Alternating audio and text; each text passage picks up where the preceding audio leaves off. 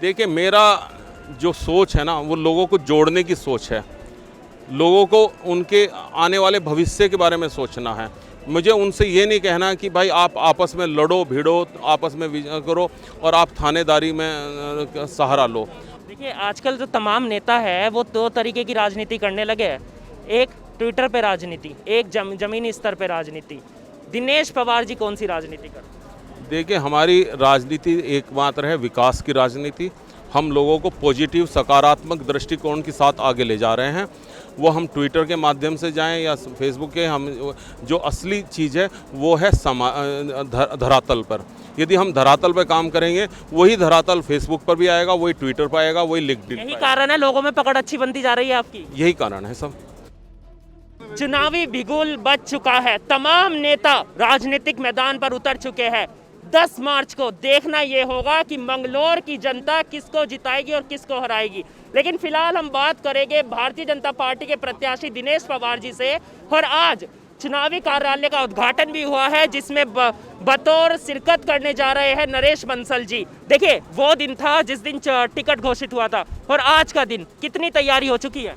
तैयारी पूरी तरह है। आज हमने मुख्य चुनाव कार्यालय का वैदिक रीति के अनुसार आर्य समाज पद्धति से हमने यहाँ पर हवन करके, क्योंकि यहाँ पर अभी हमारे यहाँ पर आर्य समाज का बहुत भारी काम चलता है इस क्षेत्र में। आर्य समाज को, जैसा कि आपको जानते हैं, आर्य समाज की जो शुरुआत हुई थी वो समाज में जो कुरीतियाँ थी, जो एक मुगलों के टाइम पे बहुत मतलब तोड़ फोड़ चल रही थी, मानसिक रूप से, अपना वैचारिक रूप से, सांसारिक रूप से उसको तोड़ा जा रहा था, तो वो आर्य समाज ने उसको ख़त्म करने का एक बहुत बड़ी भूमिका रही है। और वही आज समस्या जो उस टाइम पे थी, आज वो मंगलौर में है। और हमें यहाँ की जो कुरीतियाँ हैं वो ख़त्म करनी है, हमें भेदभाव ख़त्म करना है किसी भी तरीके का जो और हमें उसी से आज हमने आर्य समाज जी के माध्यम से हवन करके अपना मुख्य चुनाव कार्यालय खोला है। और हम इससे अपना विधिवत रूप से चुनावी उस समर में आ गए हैं। देखिए, आज नरेश बंसल जी भी आ रहे हैं, क्या कुछ कहना चाहेंगे? माननीय हमारे राज्यसभा सांसद माननीय नरेश बंसल जी कुछ ही देर में यहाँ पर पहुँचने वाले हैं। हवन हो चुका है, वो विधिवत रूप से आज मुख्य चुनाव कार्यालय का उद्घाटन करेंगे और संबोधन करेंगे। देखिए, सभी लोग आपसे विकास कार्य को लेकर, टिकट को लेकर बातें करते होंगे। आज मेरा सवाल कुछ हटके होगा। अभी तक का राजनीतिक सफर कैसा रहा, एक कार्यकर्ता से बतौर एक प्रत्याशी के तौर पर? देखिए, एक कार्यकर्ता के रूप से और आज एक प्रत्याशी के रूप में जो मुझे संगठन ने कुछ देखा होगा मेरे अंदर, उन्होंने तभी मुझे यहाँ का प्रत्याशी बनाया है। मैं जब से मेरे पूज्य पिताजी भारतीय जनता पार्टी से चुनाव लड़ेंगे 1991 से, तब से मैं भारतीय जनता पार्टी में सक्रिय हूँ। लेकिन मेरे पिताजी ने मुझे कभी बहुत ऐसा वो नहीं किया कि आप वो परिवारवाद के खिलाफ थे। उन्होंने ऐसा मुझे कभी मौका नहीं मिला, ना मैंने ऐसा इच्छा जाहिर की कि मैं भी उनके साथ साथ इसमें राजनीति में आ जाऊं। जब वो 80 साल के हो गए थे और उन्होंने मुझे उन्होंने नहीं, संगठन ने मेरे से कहा कि आप यहाँ पर राजनीति में भूमिका लीजिएगा। और मुझे जिला महामंत्री बनाया गया था शुरू में, और उसके बाद मैं समाज में यहाँ पर लगातार संगठन में काम करता रहा हूँ। और जो सामाजिक रूप से मैंने बहुत सारे यहाँ पर काम किए हैं, शिक्षा के क्षेत्र में और अपने रोजगार के क्षेत्र में। और इसमें मैं आपसे बताना चाहता हूँ कि मैंने IIT रुड़की से 1993 में इंजीनियरिंग पास की थी। उसके बाद मैं नौकरी करता था, और मेरे साथी संबंधी जो दूसरे उद्योग में थे या उद्योगपति थे, और यहाँ पर जब माननीय अटल बिहारी वाजपेयी जी ने इस प्रदेश को औद्योगिक रियायतें दी, और जिससे कि यहाँ पर उद्योग स्थापित हो सकें और यहाँ का राजस्व बढ़े, यहाँ के लोगों को 70% रोजगार मिले, उस दौरान उद्योगपतियों का ये आंकलन था कि हम दिल्ली से सबसे नज़दीक यहाँ पर लोग स्थापित कर सकें। लेकिन यहाँ किसी कारणवश उद्योग नहीं लग पाए, और यहाँ के नेतृत्व भी उसने भी कोई चिंता नहीं करी कि यहाँ पर उनको इनवाइट करे और यहाँ पर वो उद्योग लगाएं। तब मैंने ही यहाँ पर उनको बुलाकर सबसे प्रथम पहला औद्योगिक क्षेत्र मंडावली गांव में स्थापित कराया था, जो आज यहाँ पर 15-16 इंडस्ट्रीज़ हैं। हर इंडस्ट्री में 70% से ज़्यादा लोकल एम्प्लॉइज़ हैं। लगभग 6-7 हज़ार के आसपास यहाँ पर रोज़गार मिला हुआ है। आज आप ये देखिए कि वो 6-7 हज़ार कितने परिवारों का सहारा दे रहा होगा। तो ये मेरा सबसे बड़ा योगदान है आज सामाजिक कार्य में। देखिए, आपने कहा कि आसपास के क्षेत्रों में एक फैक्ट्री लगने से देखिए पलायन की समस्या भी रुक गई है ना। हाँ, जो यहाँ से पलायन लोग जाते थे, दिल्ली में जा रहे हैं, वहाँ जा रहे हैं, बम्बई में जा रहे हैं, आज जब उनको यहीं पर रोज़गार मिल जाएगा तो वो यहीं पर रहेंगे। और अभी और भी यहाँ पर क्षेत्र हैं। आपको मैं बता देता हूँ, आपके माध्यम से सूचना दे देता हूँ कि मैंने अपने सरकार को यहाँ पर इसी क्षेत्र से एक वो दिया हुआ है, मैंने प्रपोजल दिया हुआ है, और दूसरा औद्योगिक आस्थान खोलने के लिए, क्योंकि यहाँ पर मेरे संपर्क में बहुत सारे औद्योगिक इकाइयाँ हैं जो यहाँ पर उद्योग लगाना चाहते हैं।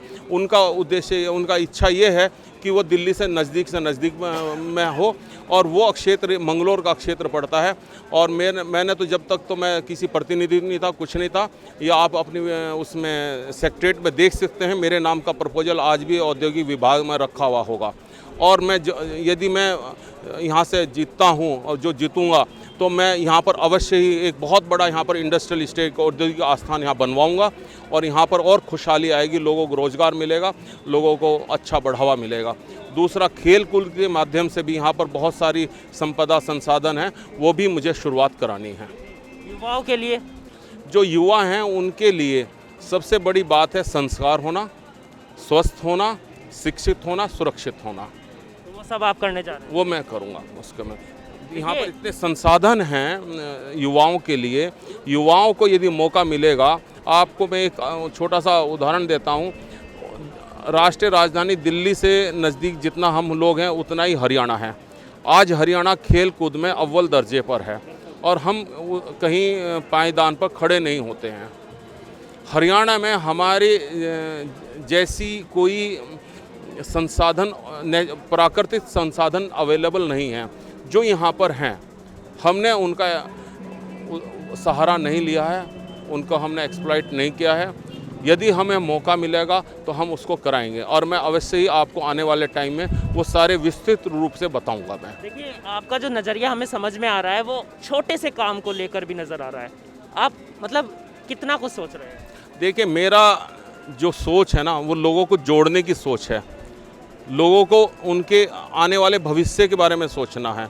मुझे उनसे ये नहीं कहना कि भाई आप आपस में लड़ो भिड़ो, आपस में करो और आप थानेदारी में सहारा लो।